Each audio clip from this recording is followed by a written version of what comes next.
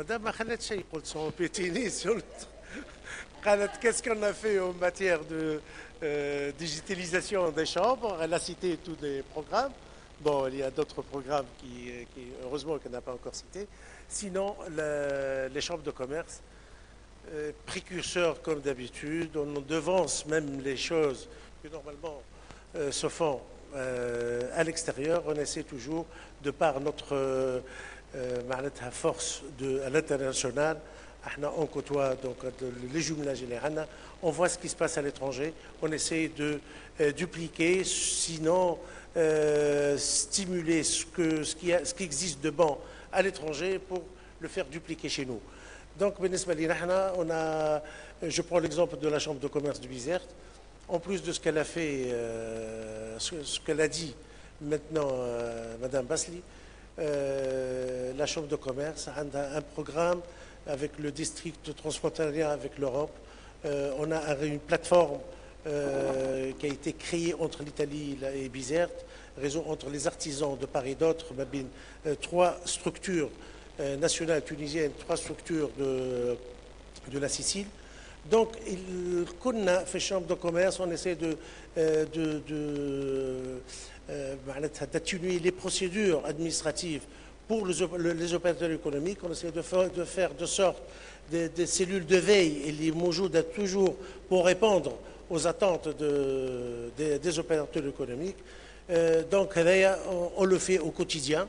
On simplifie de plus en plus les procédures, mais alors, enfin, il y a d'autres procédures qui ne dépendent pas de nous, et dépendent aussi de l'institutionnel. Donc, هذا هو اللي نحب نشكر برشا المحاضرين. Il y a un petit changement au niveau du modérateur.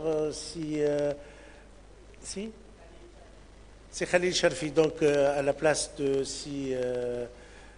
Mostafa Al-Mazrani. Donc, je vous transmets directement la parole. Fadal. Merci, Monsieur le Président. Bonjour tout le monde. Je remplace à pied levé Monsieur Mostafa Mazrani. Donc, il a eu la gentillesse de faire le discours d'introduction pour ces deux panels. Le sujet, c'est la digitalisation et la dématérialisation pour les chambres de commerce. Donc, comme ça a été dit au niveau du discours d'introduction, aujourd'hui, le digital nous présente plusieurs défis à tous les intervenants. Ce n'est pas uniquement aux chambres de commerce, mais c'est à tous les secteurs confondus, du monde de l'entreprise, à l'éducation, à l'ensemble des intervenants, parce que il y a des changements. Donc, je pense que tout à l'heure, on a parlé de menaces, on a parlé d'opportunités. Je pense que pour nous, pour être constructif, on peut dire que c'est une réelle transformation qui est en train de se faire et il faut se préparer pour cette transformation. Alors, cette transformation se manifeste par de nouveaux défis qui sont essentiellement des changements de comportement au niveau de tout le monde. Que ce soit au niveau des entreprises, que ce soit au niveau des intervenants, c'est un changement de comportement parce que nous voulons avoir l'information immédiatement, tout de suite, à n'importe quel moment, à n'importe quel endroit. Donc, c'est des changements de comportement auxquels il va falloir faire face en premier lieu. Il y a aussi des nouveaux acteurs qui rentrent. L'information n'est plus uniquement chez la chambre de commerce ou on trouve l'information un peu partout et il va falloir être compétitif et être présent au niveau de ces nouveaux acteurs. Il y a une multiplication des canaux. On est en contact avec nos partenaires, avec plusieurs canaux. Avant, il y avait eu le fax et parfois le téléphone, parce que le téléphone coûtait cher. Maintenant, on a des informations à bout de doigts. Et donc, c'est ce type de changement auquel on doit faire face. Bien sûr, il y a la technologie et la barrière devient de plus en plus faible pour les nouveaux intervenants. Donc, par rapport à tous ces défis, La Tunisie a des atouts, elle a aussi des réussites, notamment tout ce qui est dématérialisation de l'alias unique, tout ce qui est signature électronique. Et donc, nous avons également l'atout majeur, à mon avis, qui est notre jeunesse, qui est bien préparée à ce type de nouveaux défis. Ce qui n'est pas le cas de tout le monde. Hein. Donc, pour débattre de ces sujets,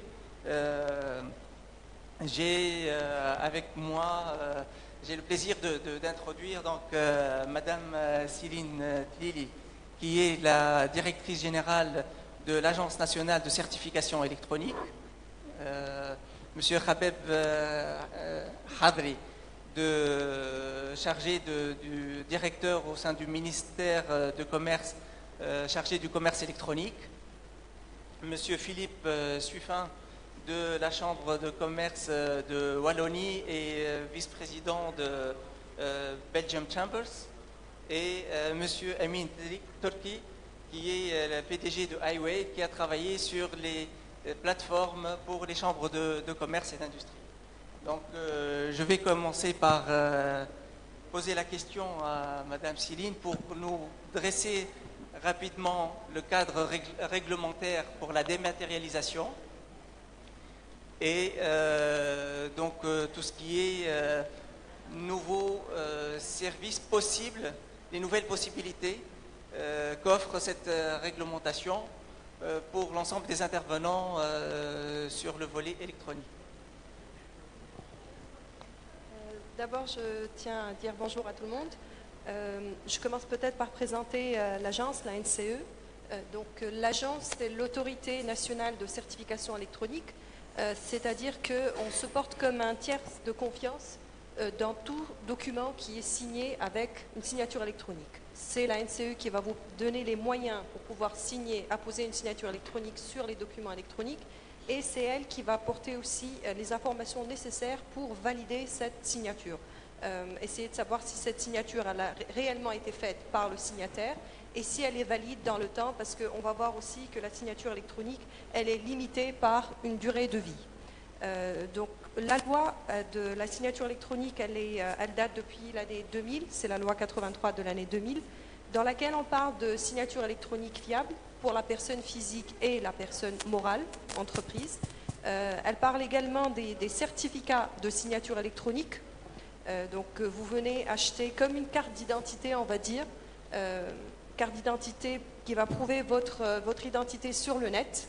Donc au niveau de cette carte d'identité, il y a les informations qui relèvent de la personne physique, nom, prénom. On garde aussi des informations par rapport au numéro de la carte d'identité. Quand il s'agit d'une personne morale, on va garder informations comme matricule fiscale, registre de commerce, emplacement de l'entreprise. Donc tout ce qui permet de relier la signature au porteur de cette signature. Donc avec ces moyens-là, on a pu développer plusieurs services. Notamment, Cyril, il avait présenté tout à l'heure, il avait parlé du service de l'alias unique, dans lequel on voit que le commerce extérieur, il est géré moyennant des signatures électroniques. Quand on parle de l'alias unique qui est porté par la TTN, on ne peut pas s'empêcher de parler également de la facture électronique maintenant, qui est un projet de dématérialisation de la facture qui est également porté par la TTN, dans lequel la facture elle va changer de forme papier vers la forme numérique. Il y a aussi d'autres projets que nous sommes en train de mener par rapport aux documents papier, aux documents électroniques, disons. Le dernier projet en date, c'est le projet du QR code. Vous connaissez tous le fameux QR code, donc le QR code de forme carrée. On a utilisé ce QR code qu'on a enrichi avec une signature électronique et qu'on a apposé au niveau d'un document papier pour pouvoir assurer l'authenticité de ce document. Je peux citer en guise d'exemple par rapport à ça les documents des diplômes universitaires. Donc nous avons 5 établissements universitaires actuellement en Tunisie qui ont généré leur diplôme universitaire et qui l'ont sécurisé avec le QR code. Et ce QR code-là, il contient la signature électronique de l'établissement. Quel est l'intérêt de ce QR code? Le QR code, d'abord, il va permettre de vérifier l'authenticité du document papier. Il va aussi libérer les jeunes étudiants du fardeau d'aller faire des copies conformes sur ce papier. vous pouvez produire autant de photocopies sur le papier original. Vous n'avez plus besoin de faire une copie conforme dessus. Il suffit de lire le QR code moyennant une application qui est disponible gratuitement sur le site de la NCE, que vous allez mettre au niveau de votre téléphone portable. Vous pouvez lire le QR code avec et vérifier qu'il s'agit bien d'un diplôme authentique qui a été livré par telle ou telle autre université. Donc ça, je parle aussi de ce QR code parce que je trouve qu'il s'apparente, donc c'est une technique qui peut très bien être utilisée dans le cas du certificat d'origine que les chambres de commerce sont actuellement en train de mettre en place. Faut aussi dire qu'au niveau de la NCE, maintenant, on est en train de travailler sur un nouveau texte de loi. Dans ce nouveau texte de loi, on va apporter de nouveaux services de confiance. Notamment, on parle du service d'horodatage qualifié. Donc, à travers cet horodatage qualifié, vous allez pouvoir signer un document électroniquement, mais aussi en même temps, vous allez pouvoir apposer dessus une contre-marque de temps qui va vous permettre de connaître exactement à quelle date et heure ce document-là a été produit. Et ce cachet électronique, il va remplacer le cachet électronique. Il ne va pas remplacer, mais disons, il va avoir la même preuve, la même valeur probante que le cachet électronique de la Poste quand on dit que le cachet électronique faisant foi. On parle également dans ce nouveau texte de loi de l'envoi recommandé de courrier qui soit qualifié, courrier électronique. Donc on va mettre en place un cadre réglementaire qui va permettre maintenant d'acheminer du courrier d'un emplacement A vers un emplacement B, courrier électronique, tout en garantissant que ce courrier-là, il va bien être reçu par la personne concernée en date et heure qui vont être mis au niveau de ce document. Nous avons également un autre texte de loi sur lequel nous sommes en train de travailler. Je pense que c'est un texte de loi très important. Notamment, il s'agit de l'archivage électronique.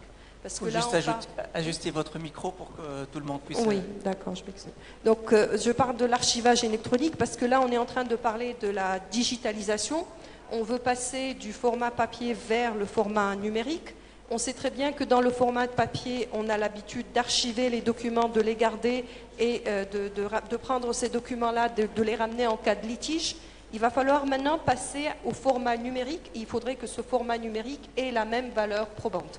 Donc, il faut parler d'un archivage électronique qui permet de garantir l'intégrité du document dans sa forme électronique. On s'est inspiré de plusieurs expériences qui existent en Europe, notamment, je cite l'expérience du Luxembourg, qu'ils ont mis en place dernièrement un texte de loi dans lequel ils parlent du prestataire de services de dématérialisation et ils parlent de prestataire de services de conservation électronique. Il y a également un texte de loi belge dans lequel ils parlent aussi d'archivage électronique. Donc nous sommes en train de s'inspirer de ces textes de loi-là pour mettre en place un cadre technique qui va permettre d'assurer l'intégrité des documents quand ils vont passer de la forme papier vers la forme numérique. Donc voilà, en gros, là j'ai essayé d'être un peu sommaire par rapport aux services que nous offrons et je suis là pour donner des détails si nécessaire. Très bien, merci beaucoup, c'est très intéressant, c'est des nouveaux services. On a bien compris qu'à la base de toute la dématérialisation et tout ce qui est digital, il y a la confiance. Donc l'agence de certification, son rôle essentiel, c'est de créer cette confiance autour de tout ce qui est dématérialisé et tout ce qui est électronique.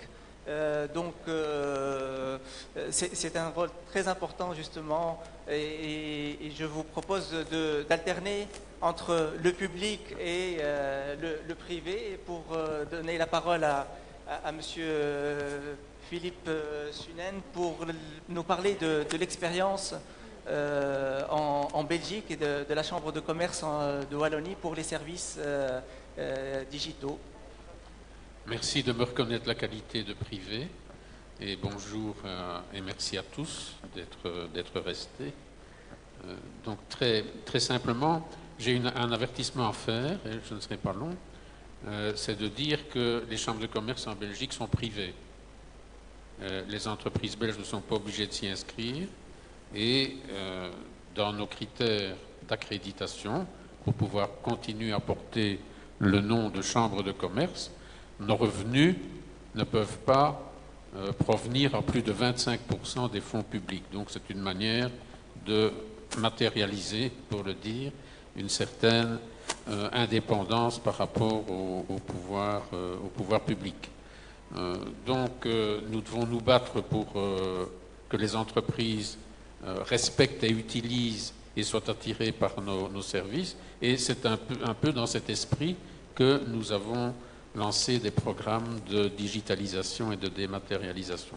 Avec, comme ça je peux résumer, 4 objectifs qui sont présents. Le premier, c'était vouloir le bien des entreprises malgré elles, d'une certaine manière, et imposer délicatement des processus de digitalisation et donc induire une meilleure professionnalisation de l'exportation et aller vers le commerce électronique. Le deuxième objectif, c'était, on se dit, comme on travaille sur les certificats d'origine et sur les carnets ATA, ce sont des routines. Donc l'idée était de consacrer le temps assez long qui était auparavant dédié aux routines, comme aller au guichet pour demander un certificat d'origine, c'est pouvoir consacrer le temps qui était ainsi économisé. Je ne vous parle pas de l'économie de papier, mais de l'économie de temps, pour pouvoir le consacrer aux vrais échanges entre les chambres de commerce et d'industrie et les entreprises, donc qui nécessitent une bonne connaissance de l'entreprise et un soutien à sa créativité. Et donc c'est pour ça qu'il ne faut pas tout dématérialiser et que dans la personnalité d'une entreprise, il y a toujours et souvent les rêves d'enfant du CEO ou des cadres, et donc ça, on peut leur laisser, parce qu'on est sûr que comme ils en sont fous, ils vont très bien et très efficacement les mettre en œuvre. Troisième idée, c'est contribuer également à ce qu'il y ait plus de forums électroniques et que les entreprises participent mieux à une sorte de gestion et de vision prospective de ce que doit être notre région, par exemple dans 20 ans. Le ministre a dit que les conseillers régionaux étaient élus au suffrage universel direct. C'est vrai, nos conseillers régionaux en Wallonie aussi, mais on peut penser à une démocratie qui est plus large et qui implique ce qu'on appelle les parties prenantes et qui amène les parties prenantes avec les élus, je dirais, publics, de définir des objectifs et de chacun prendre sa part de responsabilité dans la réalisation de ces objectifs. Et la quatrième vue, c'était de crédibiliser encore plus les chambres de commerce et d'industrie dans la gestion des formalités à l'export. Les formalités à l'export qui représentent dans les revenus moyens des chambres de commerce et d'industrie de Belgique et de Wallonie, grosso modo 25%, donc c'est quand même 25% qui permettent de fournir des services de qualité. Nous espérions pouvoir également nous voir reconnaître la qualité d'émetteur des certificats d'origine préférentiels. Les certificats d'origine préférentiels, c'est ceux qui concernent l'exportation vers des pays ou des régions qui ont des accords préférentiels sur les tarifs avec l'Union européenne. Et ça paraissait intéressant. Heureusement ou malheureusement, la Commission européenne a opté pour une formule qu'on appelle REX, Registre des exportateurs. Et là, c'est un exemple, je dirais, de reconversion. C'est les entreprises elles-mêmes qui s'inscrivent sur un registre. C'est l'application du principe de confiance. Et notre rôle est inexistant, sauf que c'est quand même pas si facile de s'inscrire sur ce type de registre.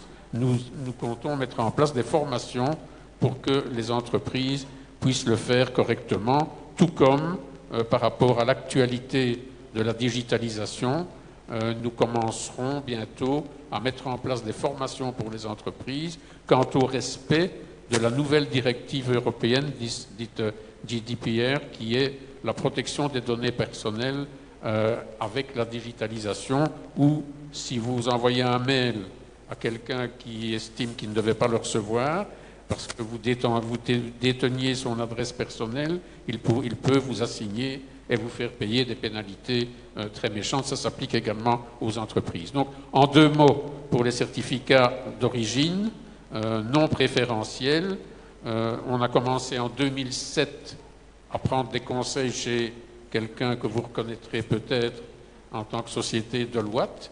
Et en 2009, nous avons inauguré DigiChambers, qui est ce système digital et dématérialisé de remise des certificats d'origine. Nous émettons en Wallonie 40 000 CEO par année et le taux de digitalisation dans la formulation des documents est de 82%. Donc je crois que c'est un bon résultat. On atteint comme ça la grosse majorité des entreprises. Pour les carnets ATA, qui sont les carnets qui servent à exporter temporairement des produits dans un pays, puis ramener, par exemple, la caméra, ou le cheval, ou l'échantillon, ou le produit d'exposition sur son marché. Nous émettons 1700 carnets par an, et il y a, comme ça, grosso modo, 120 millions d'euros qui sont couverts annuellement comme valeur des objets concernés. Donc, pour terminer, dire peut-être les ressources de nos CCI, c'est 4 quarts. C'est 1, les formalités à l'export, 2, les cotisations des entreprises, 3, les services rendus, les formations et autres, et 4, le sponsoring, le partenariat et les subventions publiques. Et je crois qu'en parlant de la digitalisation, on est tout à fait dans l'essence des chambres de commerce et d'industrie, puisque je vois 3 mots clés qui sont à utiliser, et j'élargis là lorsqu'il s'agit des chambres de commerce, c'est la proximité, proximité vis-à-vis des entreprises, pour parler des entreprises, pour parler avec les entreprises, pour parler des entreprises et pour parler par les entreprises. C'est savoir, comme on le fait ici, les difficultés qu'elles rencontrent et œuvrer à ce que ces difficultés et ces nœuds administratifs, il y a pas mal de complications administratives encore parfois, soient complètement levées. C'est le service aux entreprises et c'est également, et je crois que c'était déjà une des conclusions de l'atelier précédent, un atout et une essence, c'est la familiarité des CCI, puisque les CCI, c'est une grande famille mondiale, il y en a partout dans le monde, des chambres de commerce et d'industrie, on se connaît, on se comprend, donc le réseautage familial est facile, et la CPC-CAF, Monsieur le Président Meba, est déjà un formidable réseau pour faire pratiquer cette familiarité au niveau des CCI. D'accord, merci. Est-ce que je pourrais vous demander quel a été le retour sur investissement pour la Chambre de Wallonie de mettre en place des nouveaux services ou de digitaliser d'anciens services? Mais il y a, je dirais, moins de personnel qui est employé pour cela, donc qui peut être utilisé à des tâches, je dirais, plus nobles, si vous me permettez l'expression, des CCI que j'ai évoquées tantôt. Donc on peut dire qu'il y a vraiment, par rapport à ce que rapportaient les activités comme celle-là auparavant, on peut dire qu'elle rapporte au moins 4 ou 5 fois plus maintenant. Voilà. Et qu'en plus elle dégage des potentialités des ressources humaines dans le bon sens. Voilà, ça c'est intéressant dans un contexte où on disait tout à l'heure que les moyens manquent cruellement. Donc la digitalisation peut être un outil pour faire des économies et mieux allouer les moyens disponibles au moins. Donc merci beaucoup. Je passe la parole à M. Khabeb donc, pour nous parler des nouveaux services, les nouveaux entrants. Le commerce électronique fait en sorte qu'il y a de nouveaux entrants qui pourraient intéresser les chambres de commerce comme nouveaux adhérents.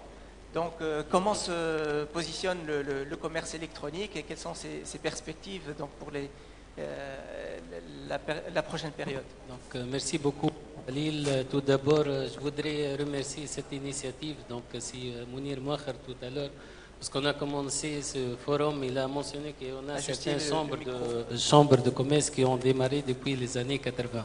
Et actuellement, en 2017, heureusement, donc, ce forum a réuni toutes les 8 chambres de commerce. Tout d'abord, Khalil, je voudrais parler du cadre général de la digitalisation. En fait, le plan quinquennal de développement 2016-2020, si on fait quelques recherches, on trouve l'apparition du mot digital pratiquement 26 fois, donc le mot RACMI. Donc ça concerne les différentes administrations dans différents secteurs, dans la santé, dans le transport, le social, finance, commerce, dans les différents secteurs, pratiquement on trouve, ça figure parmi leurs stratégies. Également, je voudrais montrer que l'État donne une importance majeure à ce secteur TIC. Déjà, nous avons un ministère sous le nom de ministère Technologie de Communication et de l'Économie numérique. Également, il y en a des études stratégiques qui ont été menées par certaines structures comme l'unité de l'administration électronique au sein de la présidence de gouvernement, donc l'administration intelligente, donc l'Idara Dhakiya, qui concerne pratiquement 8 axes. Ça concerne plusieurs axes de développement sur lesquels on peut les développer, notamment les services communs, la réingénierie des processus administratifs et leur digitalisation, l'open data, tout ce qui concerne la transparence des données, les services intégrés, la démocratisation participative, les modélisations des systèmes d'information et également la mise à jour de certains systèmes d'information qui datent depuis les années 2000. Également, renforcement de la confiance des usagers envers ces différents services en ligne, usagers, soit citoyens ou bien les entreprises. Également, permettez-moi, Madame Sérine, de parler juste un peu des différents chantiers lancés par le ministère de Technologie de Communication et de l'Économie numérique, notamment le Plan national stratégique Tunisie Digital 2020. Donc, l'objectif, c'est de devenir une référence numérique internationale et faire d'éthique un levier important. Il y a un conseil supérieur stratégique Est-ce qu'il y a des fonds pour les chambres de commerce pour effectivement. Tunisie Digital 2020? Donc il y a un conseil supérieur stratégique de l'économie numérique. Il y a ces différents objectifs ou bien des stratégies nationales visent à renforcer la digitalisation des prestations administratives ou bien doter les entreprises de plus de mécanismes, mais déjà on est fiers d'avoir des champions comme TTN pour la dématérialisation des procédures du commerce extérieur, également la déclaration des impôts, la plateforme nationale des achats publics TUNEPS. Donc actuellement les entreprises ils peuvent participer à des appels d'offres, donc toute la procédure elle est digitale. Concernant l'e-commerce, au sein de la direction de développement du commerce électronique et de l'économie immatérielle, qui est une petite direction au sein du ministère, mais quand même nous avons lancé pas mal de projets qui visent à développer le commerce électronique, également le renforcement des compétences, la diffusion de la culture de l'e-commerce, et également il y a un volet très important qui est le e-export ou bien le développement des exportations des entreprises à travers en utilisant les places de marché ou les sites e-commerce. Donc, permettez-moi de vous donner quelques chiffres, quelques statistiques du paiement électronique. C'est à travers une collecte de l'Office national des postes, l'IDINAR, ainsi la solution de paiement de Click-to-Pay de la Monétique Tunisie. Donc, actuellement, nous avons à peu près 1440 sites marchands. En juin 2017, il y a eu pratiquement 922 000 transactions. C'est à peu près 5 000 transactions par jour sur la plateforme Click-to-Pay et Dinar. Et pour un chiffre d'affaires 70,3 millions de dinars. Ça ne concerne pas seulement l'e-commerce, ce sont des services administratifs, le tourisme, également l'achat de biens et des services. Concernant la classe, tout à l'heure, si Mostafa Al-Mazghani nous a choqué en parlant de Uber, on peut tout le long de la journée parler des différents success stories internationaux.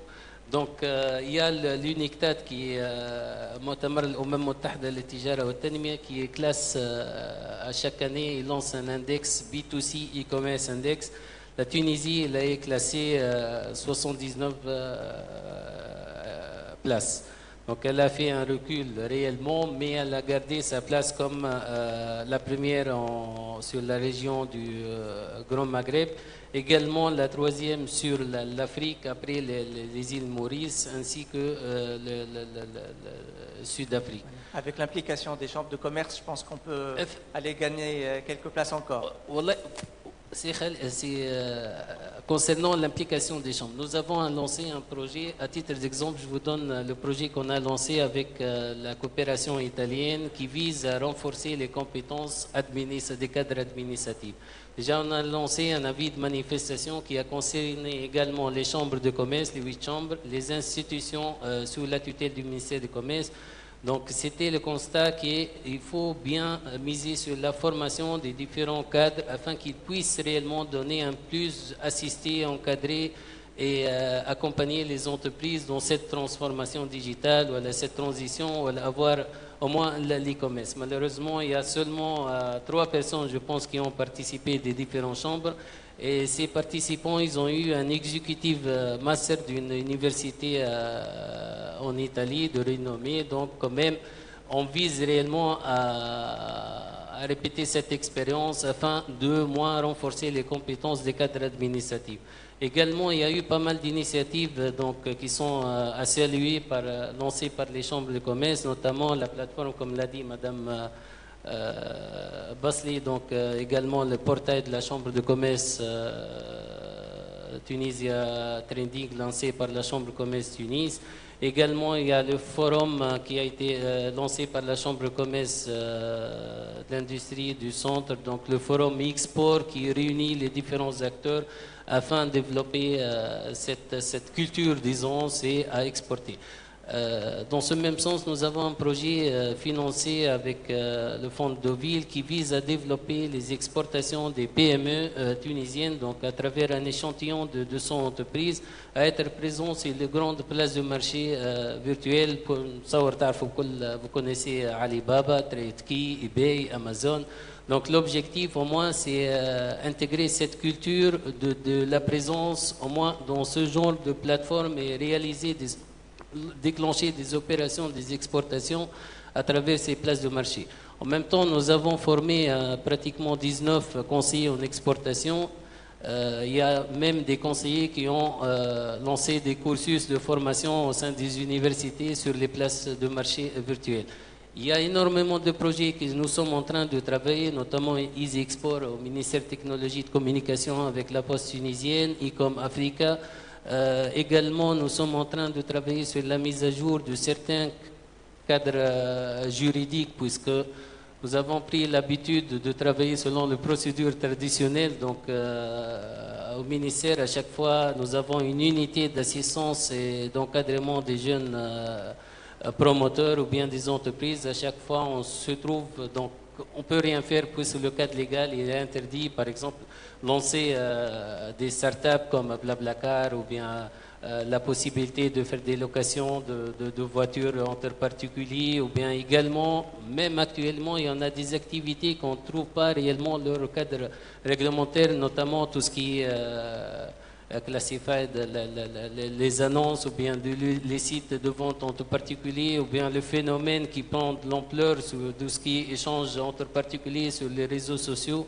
Mais quand même, nous avons lancé dernièrement une étude de stratégie qui permettra de faire un diagnostic sur l'ensemble de l'état actuel du e-commerce en Tunisie. Donc, ça sera une enquête qui sera ciblée vers les consommateurs, également les entreprises pour faire le diagnostic, leur degré d'usage de ces plateformes e-commerce, également lancer des sites e-commerce. Comme je vous dis, donc c'est pas de l'impossible, mais quand même, il y en a des entreprises qui sont en train de réaliser des chiffres d'affaires.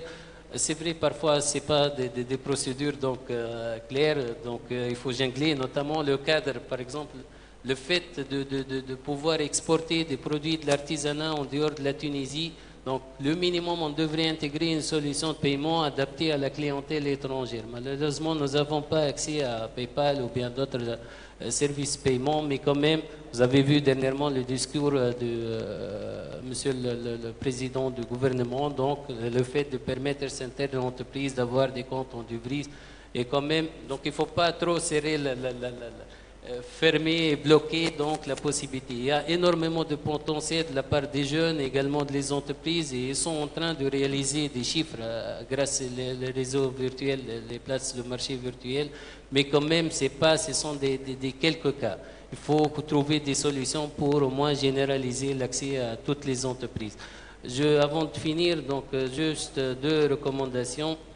La première, la présence de Si Mostafa Al-Mezgheni qui a été nommé précédemment chargé de la transition numérique au sein du ministère des Finances par M.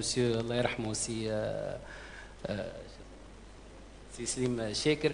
Donc je recommande vivement les chambres de commerce qui nomment au moins une personne, soit en interne de la chambre ou bien une personne, un consultant externe, au moins qu'il examine les différents processus internes au sein des chambres de commerce, soit les systèmes d'information, les méthodes de fonctionnement, échange entre employés, également tout ce qui est interaction avec les opérateurs économiques. Et la deuxième, c'est la formation. Comme je l'ai dit, on assure la fonction d'assistance des jeunes promoteurs. On aimerait bien que les gens de Sparks ou bien Bizert ou bien Sousa ou bien au Sud, ils trouvent au moins un interlocuteur, une personne qui connaisse ce domaine du digital ou bien du e-commerce ou bien tout ce qui concerne cet aspect de l'économie numérique, au moins qu'il pourra être conseillé et reconnu. Donc la formation, également nommer des personnes qui sont chargées par le numérique, disons, pour simplifier au sein des chambres. Et merci. D'accord. Très bien. Donc, je retiens donc qu'il y a énormément de programmes d'appui qu'il faudrait utiliser pour avancer. Mais le plus important, en fait, c'est ce que permet la digitalisation d'offrir comme nouveaux services. Donc, comme a dit Madame Céline, pourquoi ne pas avoir les certificats d'origine, par exemple, avec le QR code pour assurer de leur authenticité et donc rassurer et mettre plus de confiance dans ce processus, ou avoir également des solutions de paiement directement sur les sites des chambres de commerce pour faciliter l'acte d'achat ou l'acte d'interaction de services avec les chambres de commerce. Et votre remarque pour avoir une personne qui est en charge du digital peut très bien introduire M. Amin Turki, qui a travaillé justement avec les chambres de commerce pour bâtir avec elles une plateforme qui est InfoCham. Donc, est-ce que vous pouvez nous parler un peu plus, mais très brièvement, de cette plateforme et de ses perspectives, surtout, puisque je pense que tout le monde la connaît, mais essayer de brosser peut-être son avenir dans le futur. Merci, Cheikh Khalil. En fait, tout d'abord, avant d'entrer dans le vif du sujet et vous parler de la plateforme InfoCham, je voulais préciser que je présente en fait toute une équipe mixte, étendue, qui est constituée tout d'abord par les collaborateurs des 8 chambres de commerce. C'était en fait les gens qui ont apporté leur expertise pour bâtir en fait cette plateforme, une plateforme en fait qui est mutualisée, qui est destinée pour tous les opérateurs des 8 chambres de commerce tunisiennes. Dans l'équipe, il y avait également en fait nos collègues de Deloitte qui ont contribué en fait à la gestion et la coordination de ce projet, dans le cadre en fait du projet de la MEPI, qui consiste en fait à faire du renforcement de capacité des chambres de commerce dans une rubrique qui est importante, c'est la mise en place d'une plateforme nommée InfoCham. Je remercie également mes équipes qui ont contribué à la mise en œuvre en fait de cette plateforme. Alors, c'est quoi InfoCham? InfoCham, tout d'abord, ça a commencé en 2013. Ça a commencé comme étant en fait une plateforme de communication et de construction d'images communes pour les 8 chambres de commerce. Comme vous savez, en l'absence d'une fédération qui regroupe les 8 chambres de commerce, chacune des chambres de commerce travaille sur leur projet IT, sur leur support de communication numérique et digital, en l'occurrence leur site web. Donc l'idée c'était créer en fait un portail qui permet de communiquer d'une manière en fait synthétique sur l'ensemble des activités des 8 chambres de commerce. C'est-à-dire s'il y a quelqu'un qui s'intéresse en fait à l'activité des 8 chambres de commerce, au lieu de et pour avoir qui cherche à avoir une idée synthétique en fait ce qui se passe chez les chambres de commerce, c'est-à-dire quelles sont les activités phares de la période. Donc il peut se connecter sur InfoCham et il peut avoir en fait une agenda commune que les 8 chambres de commerce contribuent en fait à la création de son contenu. Alors le deuxième volet en fait qui a été créé dans la première version en fait de 2013, c'est avoir un espace collaboratif. Alors un espace collaboratif, une sorte d'intranet, intra-chambre et interchambre. C'est-à-dire cet espace, il permet aux collaborateurs de la même chambre de discuter avec eux, de réaliser une vidéoconférence par exemple, ou de partager en fait des documents. Et aussi, ça permet aussi des collaborateurs des différentes chambres de commerce d'interagir entre eux. C'est-à-dire il y a en fait un annuaire, une sorte d'annuaire où on peut aller sur chaque chambre pour savoir quels sont les membres élus, quels sont les collaborateurs, et on pourra en fait communiquer avec eux avec plus de facilité. Alors la troisième partie, c'était en fait un espace documentaire où les collègues de Deloitte, ils ont en fait initié une base documentaire assez riche, où il y a des manuels de procédure, où il y a des documents en fait intéressants pour l'activité en fait des chambres de commerce. Cet espace, elle permet facilement à des collaborateurs de la chambre de commerce de partager des documents en fait en 2 clics. Alors le quatrième espace, qui est à mon sens en fait le plus important, c'est un espace de services à valeur ajoutée. Alors dans les premières versions, on a commencé à avoir des services en fait simples, genre diffuser une opportunité d'affaires, genre diffuser en fait une opportunité d'embauche, ou aussi dématérialiser un besoin de collaboration interchambre, c'est la fiche interchambre. C'est-à-dire s'il y a en fait un producteur qui est adhérent en fait à une chambre dans le sud, et l'exportateur il est adhérent en fait à une chambre au nord, donc au lieu d'échanger en fait la fiche technique qui fait l'étude en fait de taux d'intégration d'un produit quelconque, au lieu de le communiquer à travers les moyens classiques, c'est-à-dire papier, fax, courrier, on peut le communiquer à travers la plateforme. De ce premier processus métier phare, en fait, on a pensé à une deuxième version de la plateforme qui constitue à dématérialiser des processus métiers plus, on va dire, plus importants pour les chambres. Ce sont des services en fait métiers autour de la délivrance de certificats d'origine. Donc, en quelque sorte, à l'instar en fait des projets pour les chambres de commerce en fait internationales, on a pensé à dématérialiser en fait le service de formalité. Donc, du coup, le résultat aujourd'hui, donc, on a plusieurs processus métiers qui sont dématérialisés. Le premier, c'est l'adhésion en ligne. Donc, aujourd'hui, à travers InfoCham, un opérateur économique, il peut s'inscrire sur en fait la plateforme. Il peut s'inscrire sur en fait l'annuaire en fait et on va dire le fichier d'adhérent d'une chambre de commerce, payer son adhésion en utilisant en fait le module de paiement électronique de la Monétique Tunisie. À partir du moment où il est adhérent, donc il peut accéder à d'autres services à valeur ajoutée, en l'occurrence le dépôt en fait d'une fiche technique, la demande en fait de délivrance de certificat d'origine. Il peut interagir en fait avec les collaborateurs en fait des chambres de commerce pour compléter un dossier, pour avoir plus d'explications et arriver en fait à la fin du processus de délivrance de CO. Alors l'idée, c'était pas dématérialiser 100% en fait le processus de délivrance de CO, c'était en fait se dire on va faire une première étape de dématérialisation. Parce que les projets de digitalisation, de transformation digitale, sont en l'occurrence des projets en fait agiles. Donc il faut commencer par une V1 et après il faut construire là-dessus. D'ailleurs en fait l'une des perspectives en fait de l'évolution en fait des perspectives de cette plateforme et les évolutions futures, c'est l'intégration en fait de modules de signature électronique de la NCE pour éviter en fait aux opérateurs économiques de déposer obligatoirement en fait les documents originaux auprès en fait des chambres de commerce. Donc, en fait...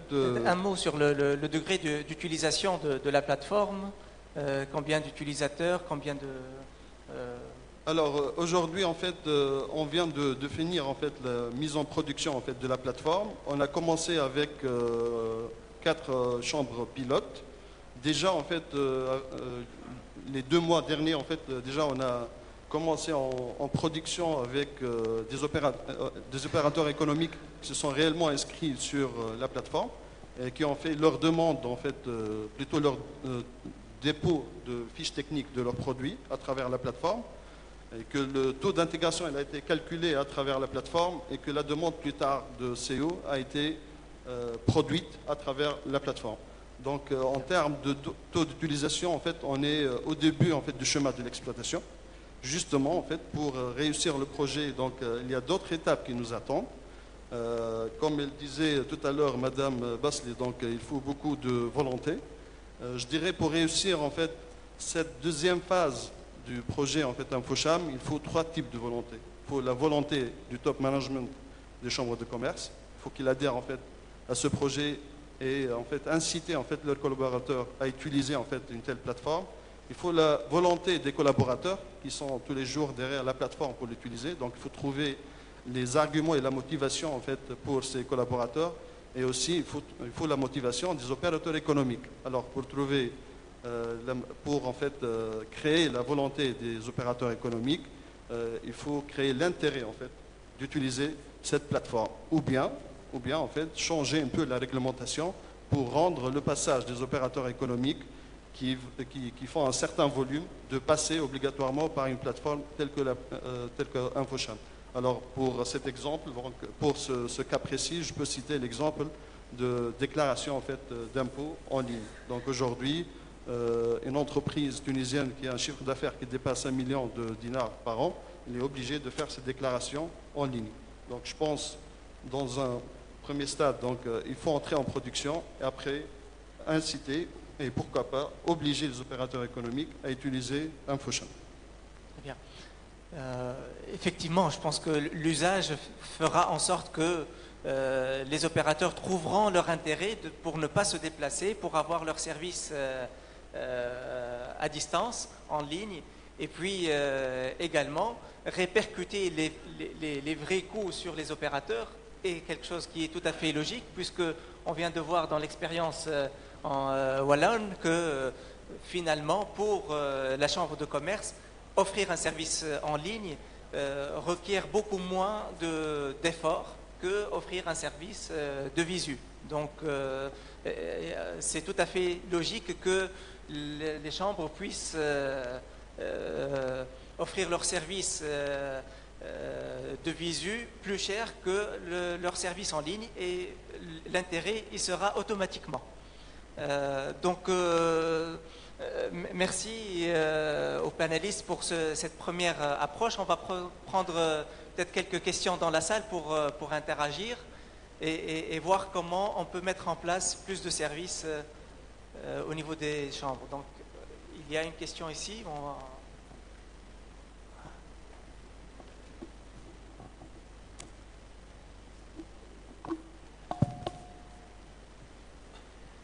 Je voudrais revenir sur la présentation de notre ami M. Tricky.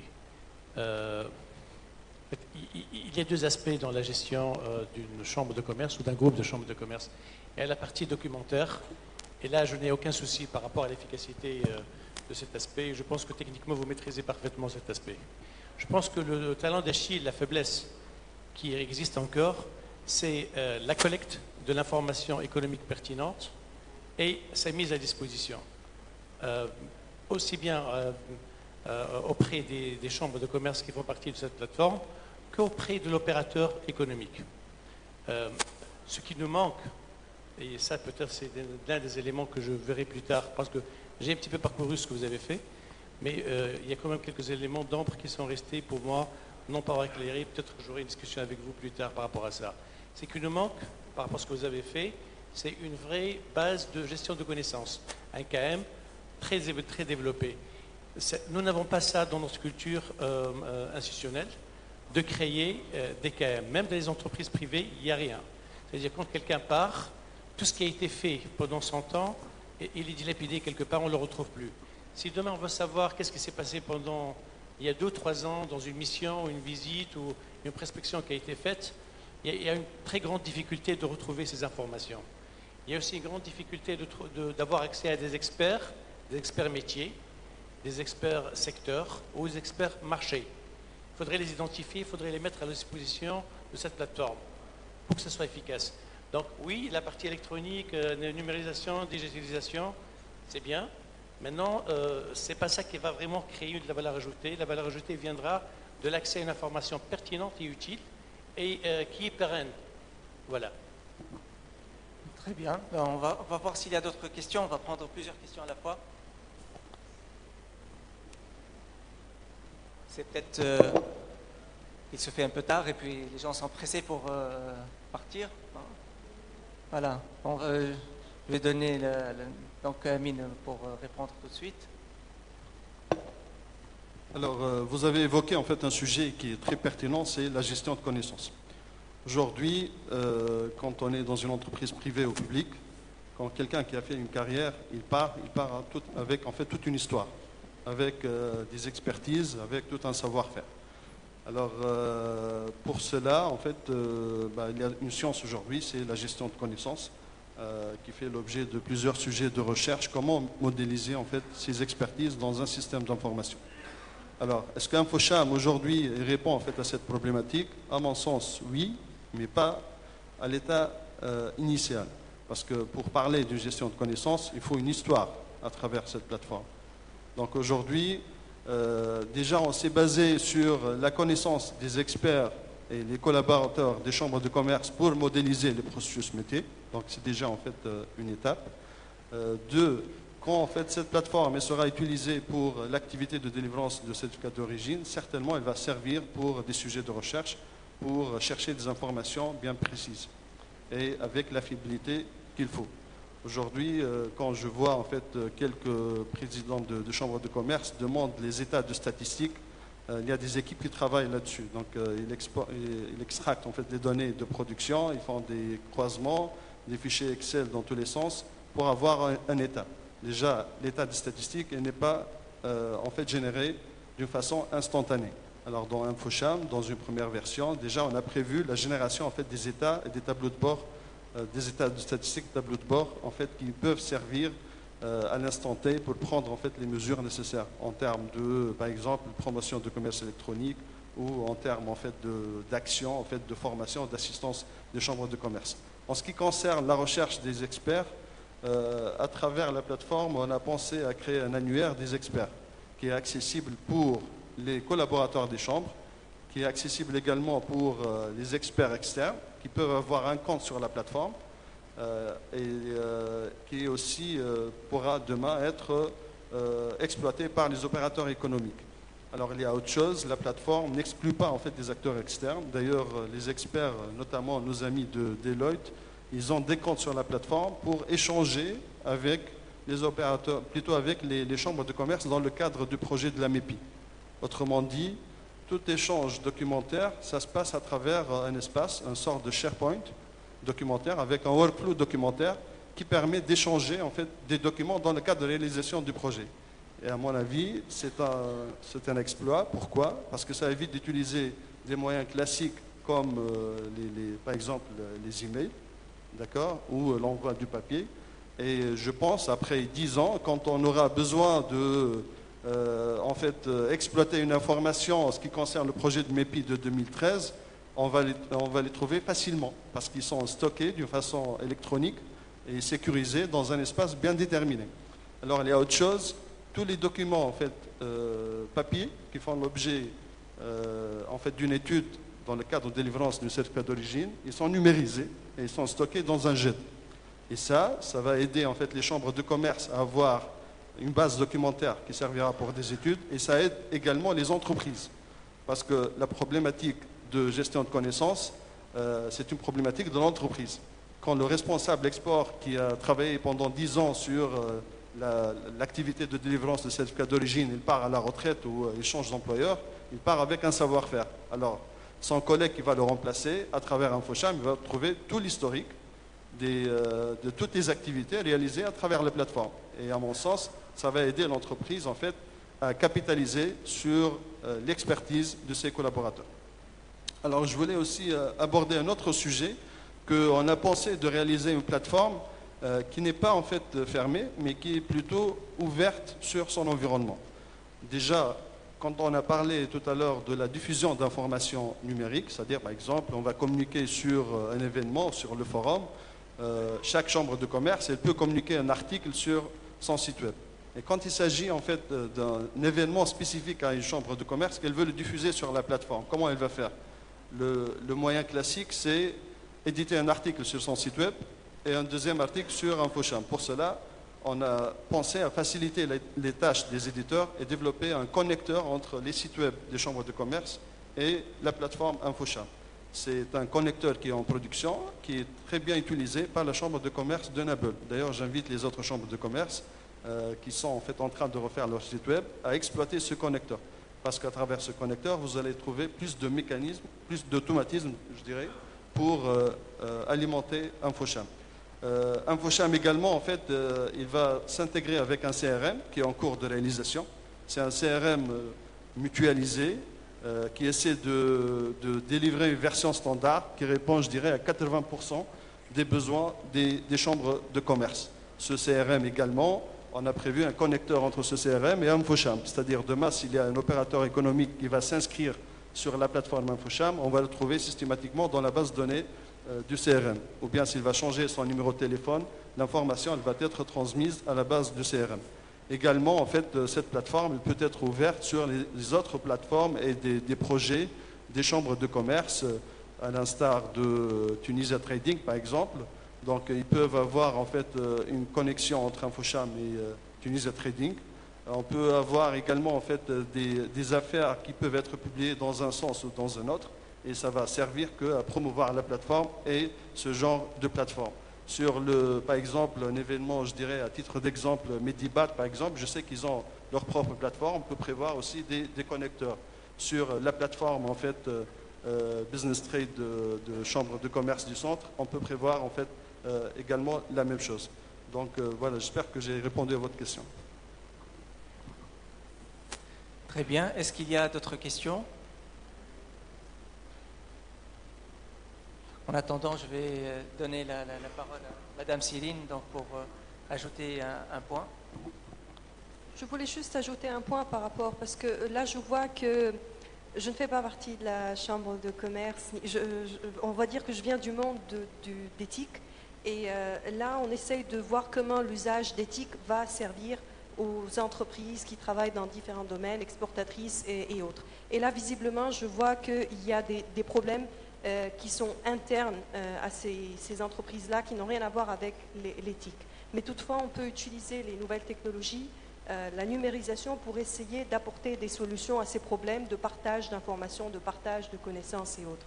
Et je vois, moi, dans les chambres de commerce, il faudrait que ces chambres-là portent soit le vecteur, par exemple, dans le cas de la numérisation, de la digitalisation des entreprises, je vois très bien les chambres porter le rôle de vecteur qui va permettre d'accélérer ce processus de numérisation des entreprises. Par exemple, je prends un cas très simple, une entreprise qui veut exporter ou exporter ses services, je pense que la première chose à faire, le b.a.-ba, c'est d'assurer un site web pour cette entreprise. Alors que je sais que la plupart des entreprises tunisiennes, de par ma connaissance, n'ont pas réellement un site web, et même quand elles ont un site web, c'est un site web qui n'est pas maintenu, les informations qui sont au niveau de ce site web-là ne sont pas toujours correctes, ne sont pas fiables.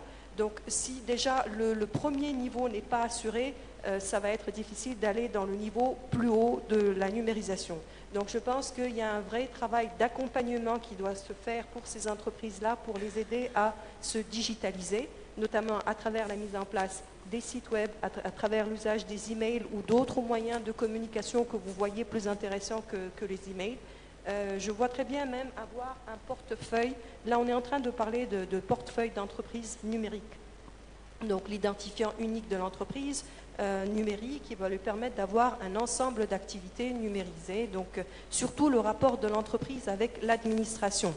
Donc, vous savez tous qu'il y a beaucoup de tracas dans la relation entreprise-administration. Ramener un papier de telle administration, reprendre ce même papier pour aller le redéposer à une autre administration. Voyez un peu ce genre de tracas. Il faudrait peut-être essayer de voir comment essayer de simplifier les procédures administratives. Comment est-ce qu'un document obtenu à partir d'une certaine administration, on n'a pas à le ramener à une autre administration. Et je pense que les chambres de commerce et d'industrie ont un rôle majeur à jouer sur ce plan-là. Comment simplifier les procédures, déjà imposer un mode de travail avec l'administration qui soit numérisé, digitalisé, qui va simplifier la vie aux entreprises. Et au lieu de passer du temps à régler cela, on va passer plutôt du temps métier. Autre chose, le site, le portail que vous avez mis en place, je trouve très bien que ça peut être un moyen de mutualiser les efforts des entreprises pour se digitaliser. Par exemple, là, un des freins que nous voyons, nous, au niveau de la NCE, quand il s'agit de passer à la signature électronique, ils vont tous aller développer un kit de signature. Ce kit de signature, il faut le ramener à la NCE pour passer à l'homologation. Ça prend du temps et ça traîne. Et je vous dis qu'en moyenne, un kit de signature, pour qu'il prenne vie, ça prend au moins 1 an. Vous voyez, donc c'est pas donné. Alors pourquoi est-ce que ça ne serait pas votre portail, InfoCham, qui va mutualiser, par exemple, une plateforme de signature qui est mise à l'usage de toutes les entreprises du secteur privé pour justement permettre de faire la signature électronique. À travers votre plateforme également, vous pouvez faire le partage de ce document entre différentes entreprises, voire même mettre en place un module de co-signature, de contre-signature, et tout ça que ce soit électronique.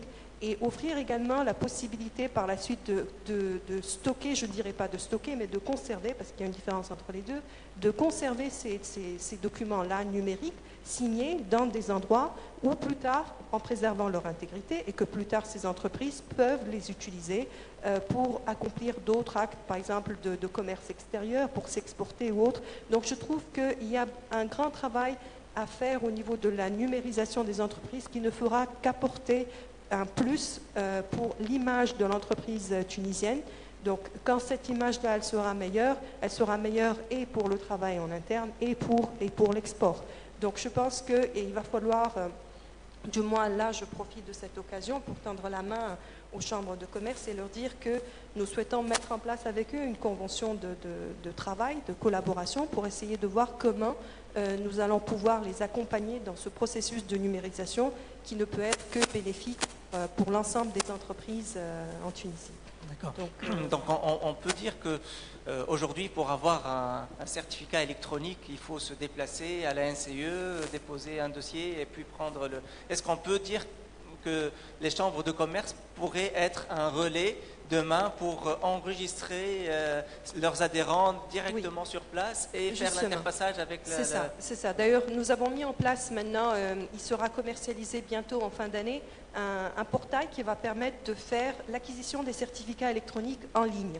Et dans ce portail-là, on a différents comptes. On a le compte particulier et on a le compte revendeur et nous avons un compte entreprise.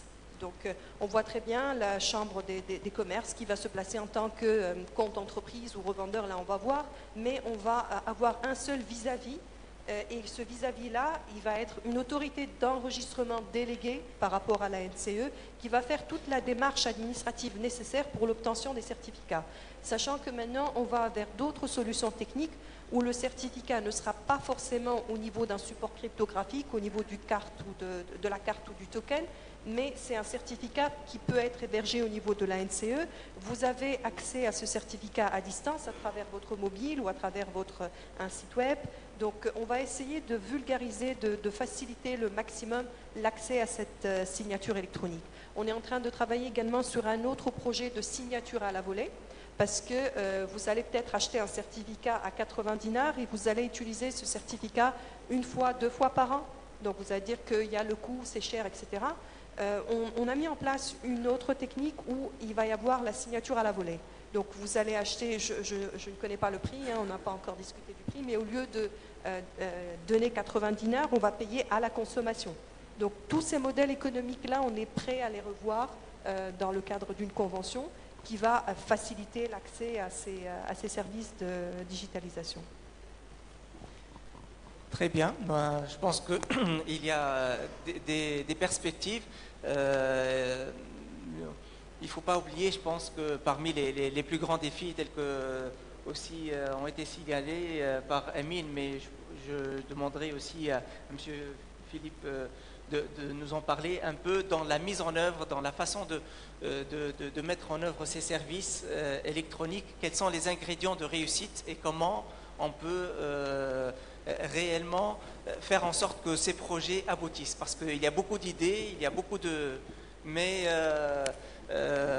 c'est pas toujours évident que nous avons aussi des exemples où des projets avec beaucoup de moyens n'ont pas très bien fonctionné, tels que Tuneps par exemple aujourd'hui. Il y a très peu de sociétés qui l'utilisent. Oui, je vais être très général, étant un spécialiste en généralité. Donc, il faut prendre le temps. Il faut convaincre, ne pas vouloir un résultat tout de suite et ne pas vouloir tout faire non plus. Donc, il y a cet élément de base-là. Deuxième élément, c'est ne pas vouloir tout faire. On a évoqué de manière très positive et assez excitante la gestion des données, la gestion des connaissances, notamment sur les marchés et sur l'exportation. C'est l'exemple de domaine dans lequel nous n'allons pas, nous, nécessairement faire quelque chose de particulier, notamment en matière de digitalisation. Pourquoi? Parce que d'autres le font déjà. Tous les Wallons payent des impôts pour une agence wallonne à l'exportation qui a 100 points dans le monde à disposition des entreprises qui font des rapports, qui diffusent la connaissance. Donc ce n'est pas le genre de domaine dans lequel nous allons entrer. Nous allons plutôt pousser les entreprises à recourir à ces services-là. D'accord. Très bien, donc merci beaucoup. Je pense qu'il y a beaucoup de choses intéressantes. Mon conseil, c'est que, par expérience, mettez des jeunes sur ces types de projets. Les jeunes sont vraiment dans la mouvance. Ils ont déjà intégré le digital dans leur façon de penser. Ils sont les meilleurs à pouvoir monter et faire aboutir ce type de projet. Donc, je rends la parole à Monsieur le Président et je vous remercie pour votre attention. Merci pour la qualité du débat. Merci pour tous les renseignements que nous ont fournis nos chers intervenants. Donc, ce n'est pas moi qui vais clôturer, mais avant de clôturer, avant de passer la parole à notre cher président de Sfax pour nous lire les recommandations, il y a, je crois, une petite illustration de tout ce qu'on a dit aujourd'hui. Il va y avoir une signature d'une convention entre la Chambre de commerce de Tunis et celle de Togo. Cette signature de convention justement le trading, Tunisia Trading. Voilà.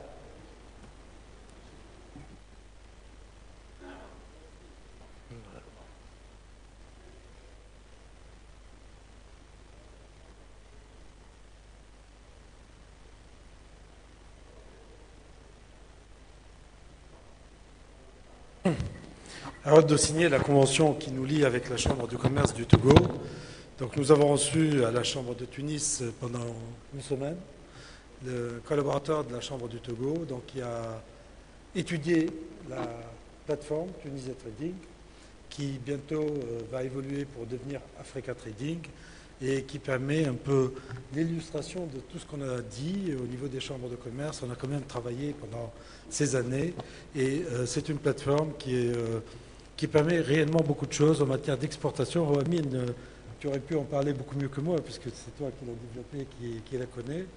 Et donc, réellement, elle permet pratiquement de développer l'exportation, l'échange d'informations de façon instantanée et de façon vraiment à jour. Et donc, c'est l'objet de la convention qui va nous lier à la Chambre du Togo. Donc, le président qui est dans le domaine du TIC, qui l'a énormément étudié avec ses collaborateurs. Et bon, ça fait partie des conventions que la Chambre de Tunis a signées et continuera de signer avec les chambres africaines. Alors, je ne sais pas si tu veux dire un mot, Président. Un mot pour tout simplement dire que nous sommes heureux de signer cette convention, ce qui témoigne de la disponibilité des chambres de commerce tunisiennes à pouvoir collaborer avec celle de l'Afrique, de la CEDEAO. Et je voudrais encore dire qu'il y a une réelle expertise au niveau de la Tunisie. Et ce matin, j'ai rencontré des opérateurs économiques dans l'éthique avec lesquels je vais travailler demain. Donc, vous comprenez combien de fois nous devons travailler en étroite collaboration pays du Sud pour pouvoir créer cette synergie et se faire gagner de l'argent ensemble. C'est important. C'est un partenariat gagnant-gagnant. Donc, je suis très heureux de signer ce partenariat qui va marquer vraiment une certaine évolution de nos relations. Je vous remercie. Cette plateforme a été validée comme la plateforme de communication au niveau de la CPCCAF aussi. Bien sûr, c'est au sein de la CPCCAF. On vient de le dire que c'est un réseau qui fonctionne et qui permettra à l'ensemble des chambres du Nord et du Sud de pouvoir travailler ensemble.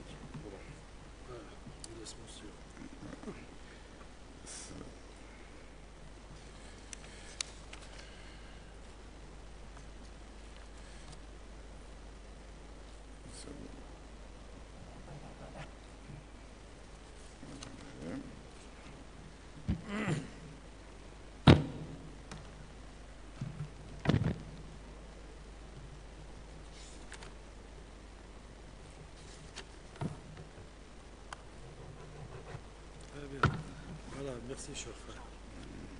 Bon. Merci. Voilà. Ça, c'est la vôtre, ça, c'est la mienne. Merci beaucoup. Merci. Merci. Eh bien, félicitations. Donc maintenant, j'invite Sherida. Fada Sherida.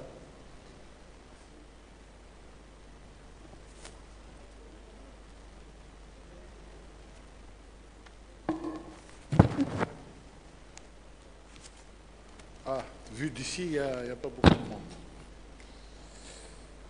Tout d'abord, je voudrais remercier le MIPI et le bureau Deloitte et le ministère du Commerce pour avoir permis aux chambres de commerce d'organiser...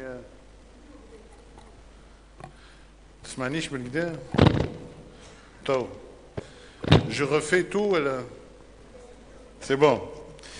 Voilà. Alors, le ministère du Commerce qui nous ont permis de se réunir aujourd'hui et d'organiser ce forum entre les 8 chambres.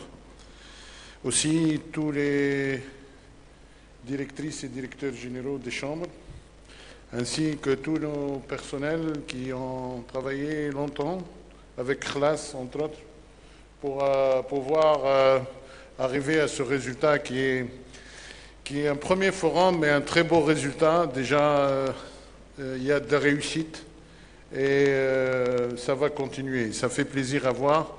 Et merci. Donc, au nom des 8 présidents et mes collègues, les présidents de Tunis, Sousse, Nabel, Bizerte, Nord-Ouest, نقولوا Béja, Gebs, Gafsa ou Sfax.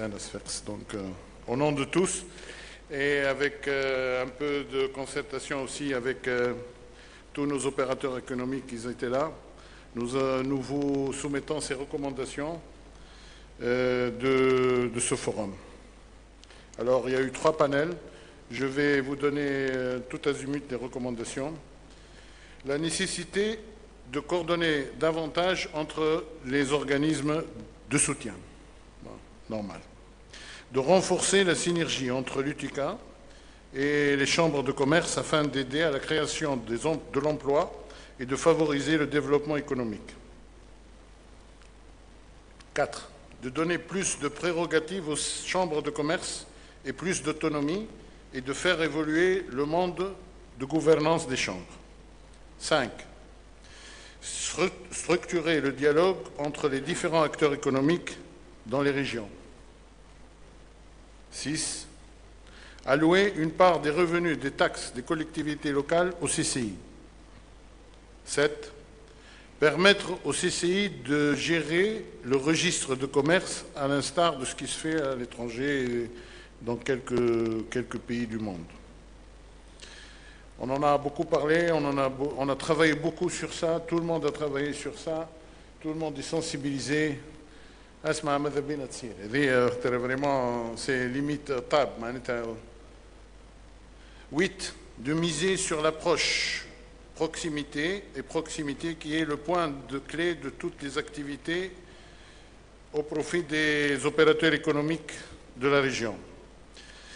Permettre aux chambres de commerce d'assurer et de préparer des plaidoyers régionaux et les transmettre aux autorités. Donc plus de responsabilités aux chambres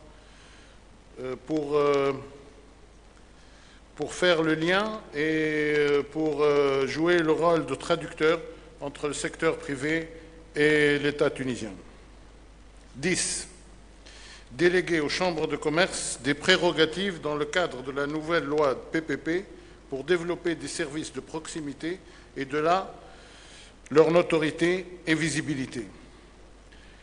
Il faut créer, ce point-là veut dire qu'il faut créer plus de moyens, donner plus de moyens économiques aux chambres pour pouvoir donner un meilleur service aux entreprises et aux adhérents. 11. Permettre au CCIS de contribuer à l'élaboration des projets de loi économique au sein de l'Assemblée du peuple. Bon, c'est un peu loin. Mais dans d'autres cieux, c'est la règle. Donc, on peut aspirer à ça, de permettre, surtout pour les lois économiques, de passer en aval, en amont, sur l'approbation des comités des chambres de commerce. Organiser un forum 12, un forum export, donc un forum où on peut décortiquer les problèmes réels de l'exportation en tant que difficulté de concurrence internationale, point de vue productivité, du point de vue coût de la production, du point de vue monnaie, du point de vue coût douanière, taxes douanières dans des pays. Notre confrère de Bizerte a parlé de 15% par rapport à l'Algérie. Tous les pays d'Afrique taxent les produits tunisiens à plus que 50%, alors que les produits, même chinois, ne sont pas taxés. Donc il y a un effort à faire sur un lobbying d'État tunisien. Donc ce forum pour l'export, je suppose qu'on le fera ensemble, avec plus de concertation, et où aucun sujet n'est plus tabou. Hein. Les rentabilités et les rendements des ouvriers, voilà des dinars qui... Bon, nous, par rapport à l'export, le dinar, quand il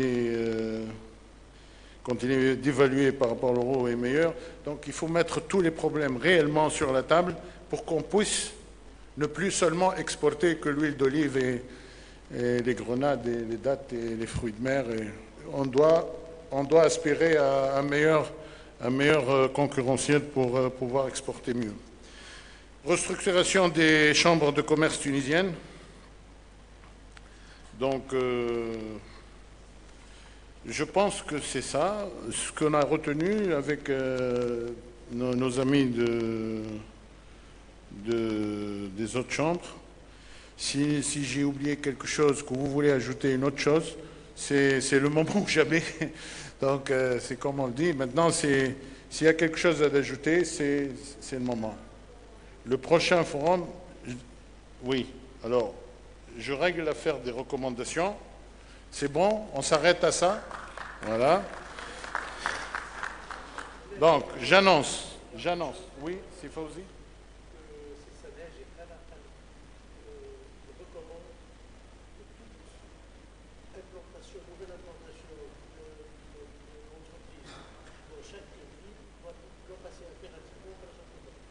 Ah.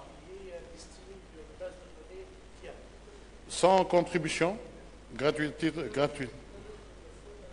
On verra. On me dit ici signer une convention entre la CCI et Madame la NCE. Hein? Non, Madame la NCE, ben oui, pourquoi? Pour leur permettre de relier les signatures électroniques aux entreprises. C'est ça? Un peu ça. Des conventions. Oui. Enfin, et le meilleur pour la fin, j'annonce solennellement qu'avec l'accord de mes collègues, tous, donc les 7 autres chambres, que le deuxième forum, le forum session 2, la deuxième édition de ce forum des chambres, se fera à Sfax et sur la même période. Merci pour tous, merci de votre présence. De GAFSA, oui, c'est justement, oui, j'aurais dû, c'est bien que vous me l'avez rappelé.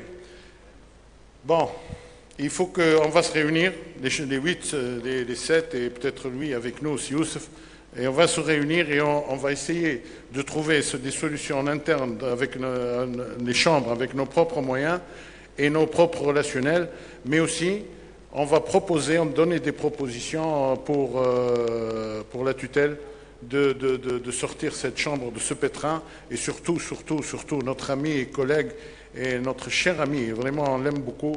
Si Youssef il s'est impliqué tellement avec la chambre que bon, il faut se réunir et on va se réunir, on a dit tout à l'heure, et j'espère que bien sûr il faut pas espérer, il faut qu'on trouve une solution et on la trouvera.